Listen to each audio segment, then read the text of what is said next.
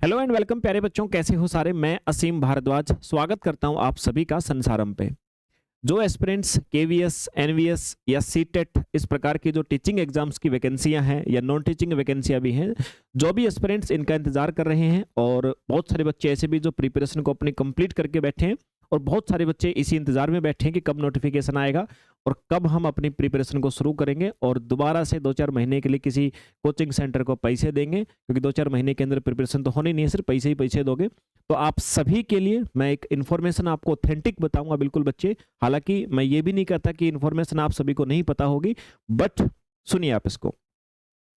देखो बच्चे, अभी कुछ मार्केट के अंदर कुछ न्यूज़ भी हम सुनने को मिल रही हैं, और बहुत बड़े बड़े संस्थान हैं जहाँ पे आई थिंक करोड़ों रुपए की इन्वेस्टमेंट हैं। ऐसे संस्थान, ऐसे यूट्यूब चैनल्स हैं जो आप सभी को इन्फॉर्मेशन दे रहे हैं कि भाई हम लोग जाकर के सीबीएसई में मिलके आए हैं। मतलब एक नहीं, 3-4 लोगों को मैंने सुना है अभी ये करते हुए।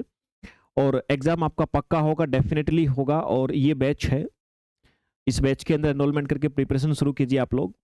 तो बच्चे देखिए, मैं इन बातों के ऊपर सिर्फ एक ही चीज आपसे कहना चाहूंगा कि पहली बात तो जो हमारी अथॉरिटी हैं, जो इन एग्जाम्स को कंडक्ट कराती हैं, उस अथॉरिटी के वे सदस्य हैं जो एग्जाम कंडक्ट कराने वाले हैं, वो इतने वेले तो नहीं बैठे हैं कि मुंह उठा करके कोई भी जाए और जाकर के पूछे भाई बताओ एग्जाम कब होगा, अरे हाँ आएगा, अक्टूबर में आएगा, ठीक है ठीक है।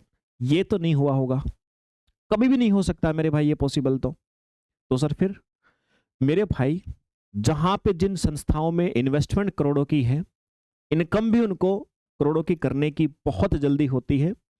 और इस बीच में, अच्छा दूसरी बात, आप लोगों की भी गलतियां हैं।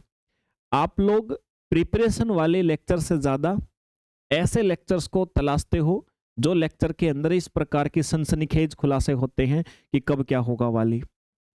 अब demand is equal to supply शुरू कर दिया उन्होंने करना, और कहीं ना कहीं demand is equal to supply गलत बात नहीं है, लेकिन डिमांड के अकॉर्डिंग गलत सप्लाई गलत चीज है।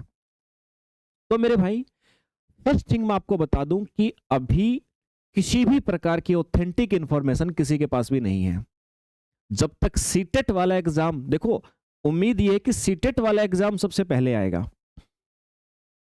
एक्सपेक्टेशन ये मान लीजिए कि सीटेट वाला एग्जाम सबसे पहले आएगा, क्योंकि जब तक सीटेट कंट्रोल में, नियंत्रण में नहीं आएगा ना इन हमारे एग्जाम अथॉरिटी के, उससे पहले मेरे भाई ये केवीएस एनवीएस वाले जो एग्जाम्स हैं आपके, बहुत कम चांस है कि वो उससे पहले निकलेंगे। हालांकि मार्केट के अंदर ये पूरी तरह से चल रहा है कि भाई बस केवीएस तो आने वाला है, अभी इस अगले महीने में आने वाला है, इतनी तारीख को आने वाला है। तो मैं आप सभी को बता देता हूं, बंद करो अभी ये सब वीडियो देखना, कब आएगा वाली। जिस दिन आएगा ना मेरे भाई, उस दिन तुम सबके सामने होगा, उस दिन तुम सबके सामने होगा, और यही लोग उछल उछल करके आप सभी को इन्फॉर्मेशन देंगे आ गया आ गया आ गया। तो मेरे भाई वाई, किस लिए फिर आप लोगों ने एक दिन में कम से कम 1 घंटा 10 लोगों की वीडियो इसके लिए देख के खराब करना कि कब आएगा।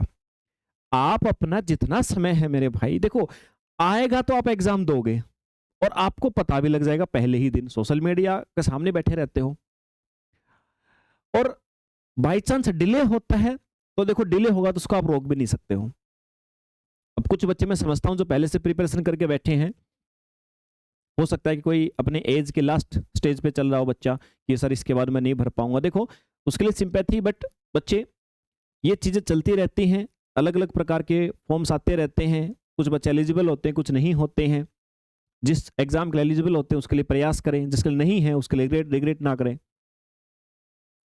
तो बच्चे इस बात को ध्यान रखें आप पहले तो, कि जितनी भी चीजें अभी चल रही हैं कि मैंने उससे पूछा था, उससे पूछा था, सब के सब अनुमान है, उनके खुद के अनुमान हैं। और उनके खुद के अनुमान के पीछे का रीजन यही है कि आप सभी कोर्स में एनरोलमेंट हो। वो अलग बात है कि वो कोर्स में आपको हो सकता है बहुत शानदार पढ़ा रहे हो, आपका फायदा ही कर रहे हो, है ना, वो अलग बात है। चाहे कोई भी संस्थान हो भाई, सब टीचर तो अच्छे ही हैं मोस्टली, जहां तक मैं देखता हूं, मैं जिनकी बात भी कर रहा हूं तो टीचर बिल्कुल भी बुरे नहीं है, टीचर सब शानदार हैं और अच्छा पढ़ाते भी। हो सकता है कि ये बात सुन के कोई बच्चा कोर्स में एनरोलमेंट ले तो उसकी प्रिपरेशन बेहतर भी हो, आई डोंट नो, मैं ये ऐसा बिल्कुल भी नहीं कह रहा। लेकिन अभी इंफॉर्मेशन, हमारे जो चर्चा का विषय कि सर आएंगे या नहीं, इसकी ऑथेंटिक न्यूज किसी के भी पास नहीं है मेरे भाई। तो आप लोग बिल्कुल समय खराब करना बंद कर दीजिए अपना। जब नहीं है तो फालतू की बातें सुन के कोई मतलब नहीं बनता उस चीज के ऊपर। आप लोग क्यों डिमांड ऐसी चीज की कर रहे हो कि लोगों को सप्लाई इन बातों की करनी पड़े? आप लोग एक ही काम करिए। हाँ देखो, इतना आप भी समझदार हो कि इतना श्योर है मेरे भाई, इतना आप भी समझदार हो कि इतनी बात श्योर है कि फॉर्म तो आने हैं, फॉर्म्स तो आने हैं, अभी आने या फिर लेट आने, इसकी इंफॉर्मेशन किसी के पास नहीं, लेकिन ये श्योर है कि फॉर्म्स तो आने हैं। और अगर आप लोग अच्छे खासे लेवल के टीजीटी पीजीटी लेवल एग्जाम की प्रिपरेशन कर रहे हो, जिस भी एग्जाम की, तो मेरे भाई इतना भी आप सभी को श्योर होगा कि सर मिनिमम से मिनिमम भी 6 महीने की प्रिपरेशन आपको चाहिए होती अच्छी खासी। अगर आप अभी शुरू करोगे तो मिनिमम मैंने कहा 6 महीने की चाहिए होती है। पीछे का बेस स्कूल कॉलेज का अच्छा है तो 4 महीने। हाँ, और दूसरी बात, ये एग्जाम फॉर्म जब आ जाता तो इतना टाइम नहीं होता हमारे पास, क्योंकि एग्जाम के आसपास वाला 1 महीना तो ऐसे फ्रस्ट्रेट होते हैं बच्चे, रिवीजन के चक्कर में, मॉक टेस्ट के चक्कर में, प्रैक्टिस के चक्कर में बहुत समस्याएं होती हैं बच्चे। तो इसमें तो कोई शक नहीं है, कोई सस्पेंस नहीं है कि आप जजमेंट जिस भी अध्यापक को दो जिस भी अध्यापक को जज करो, तो हालांकि इन बातों से जज मत करो, टीचर के कंटेंट से जज करके प्रिपरेशन वहीं पे करो जहां पे आपको अच्छा लगता है। ठीक है, इन बातों से टीचर को जज करने की बजाय, टीचर को यूट्यूबर बोलने की बजाय, आप इन बातों से जज करना, आप उसके कंटेंट देखो। अगर आपको लग रहा है कि आपकी प्रिपरेशन बेहतर हो सकती है तो कर लीजिए वहां से, जहां से भी आप लोग देख रहे हो। मैं किसी के बारे में ऐसा नहीं बोल रहा आपको।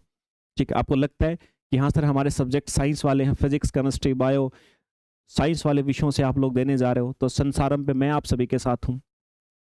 दूसरे विषयों में जिस जिस विषय के साथ आप एसोसिएट हो, हर विषय के साथ कुछ संस्थान है, संस्थान के अच्छे अध्यापक हैं, आप लोग कर सकते हो प्रिपरेशन, लेकिन बच्चे आपको करनी पड़ेगी। दूसरा तरीका सेल्फ स्टडी का भी है। एक तरीका, आप जिन टीचरों से स्कूल कॉलेज में पढ़े हो उन टीचरों से जुड़ के उनसे भी प्रिपरेशन कर सकते हो। जरूरी नहीं कि आपको ऑनलाइन यूट्यूब के ऊपर देख करके किसी टीचर के एप्लीकेशन, संस्थान के एप्लीकेशन से बैच परचेज करना है।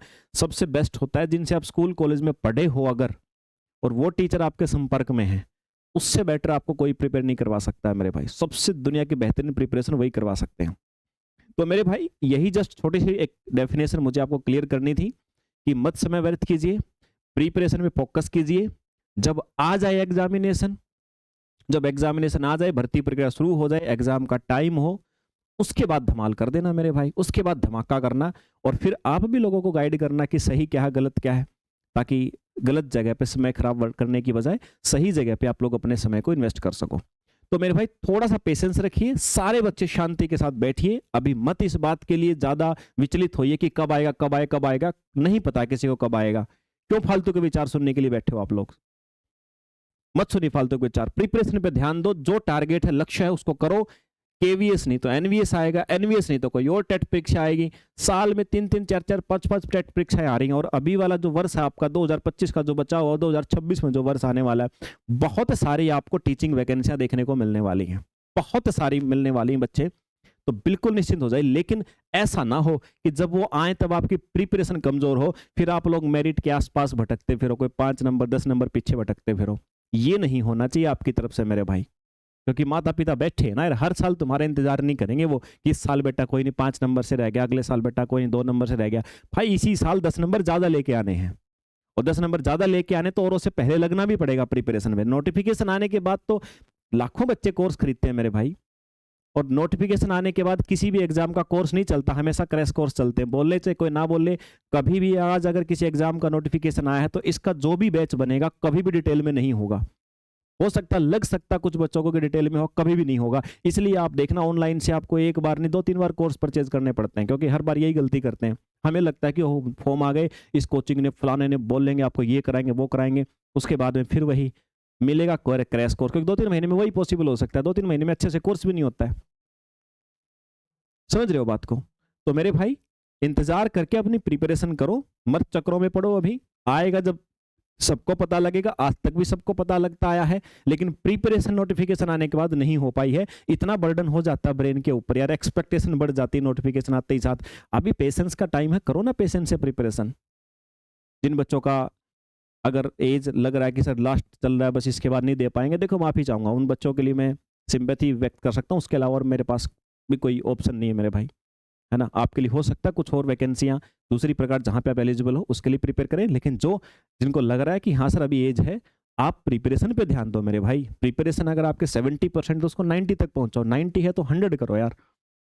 सिलेक्शन का रास्ता तो ये है। हर बार नोटिफिकेशन के टाइम पे कोर्स परचेज करते हो, फिर चौथे महीने नए किसी नोटिफिकेशन का इंतजार करते हो। इससे बेटर एक बार कर लो ना 6 महीने की प्रिपरेशन। समझ गए? तो चलिए बच्चे, एक छोटी सी इन्फॉर्मेशन थी आप सभी के लिए, अच्छी लगी हो तो बहुत बढ़िया है भाई, अच्छी नहीं लगी हो तो कोई बात नहीं, दोबारा कोई और छोटी अच्छी इन्फॉर्मेशन के साथ आप सभी के साथ जुड़ेंगे। जय हिंद भाई।